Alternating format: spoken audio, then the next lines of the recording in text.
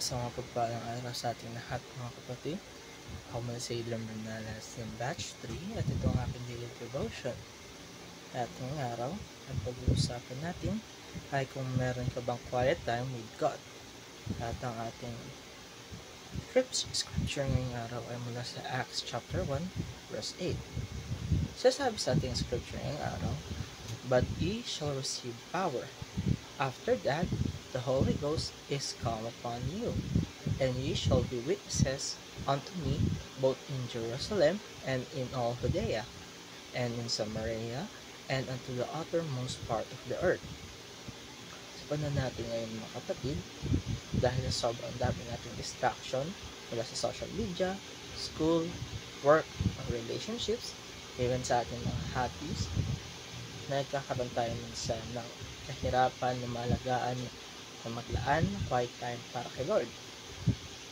Mayroon pinakatanong dito mga kapatid ay mayroon pa ba tayong quiet time with God?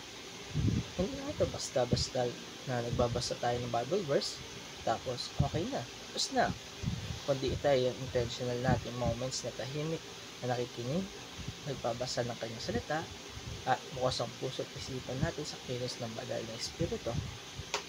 Kasi under the New Covenant, hindi lang sa prophets o mga priests binibigay ang Holy Spirit. Number 1, the Holy Spirit's permanent indwelling is a distinct blessing of the New Covenant. Sabihin natin mga kapatid, kung tayo ay naniniwala, the Holy Spirit is already in us.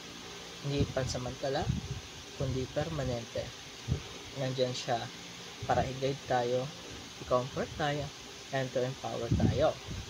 Kaya kagaya sasabi sa ating scripture ngayon na Acts chapter 1 verse 8, "You shall receive power." Hindi natin kailangan hintayin pa na magkaroon ng sign or miracle para maramdaman natin siya. Ang presence niya ay sapat na. Ang pinakatanungan dito kapatid, ginagamit ba natin ang power na yon?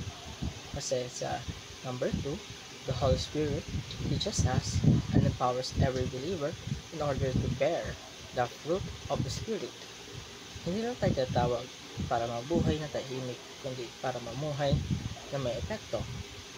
Dapat nakikita sa atin ang bunga ng Espiritu, love, joy, peace, patience, at iba pa. Pero paano natin mabubuo kung wala tayong constant quiet time with God? Laging nauubos ang energy natin para sa ibang bagay at walang natitira para sa ating Panginoon. Paano magiging malalim ang relasyon natin sa Kanya? Sa ating quiet time kasama ang Panginoon, doon natin marinig ang tinig ng Diyos. Hindi laging malakas, minsan na may tahimik, minsan sa simpleng verse na biglang tumatama or coincidence. Minsan sa conviction na parang may bumubulong sa'yo na, "Anak, wag iyan," o kaya naman, "Anak, itong inyong gagawin." At dito papasok ang number 3, the Holy Spirit secures the victory of God's kingdom here on earth. Hindi tayo tinawag para lang mabuhay ng tahimik, maghintay ng langit. Tinawag tayo ng Panginoon para maging witness. Tulad ng sabi sa verse, "And you shall be witnesses unto me." Lahat tayo ay representative ni Jesus. And to do that effectively, we need to stay connected to the source of power. And that happens sa quiet time natin with God. Kaya mga kapatid, nagtatapos sa aking devotion.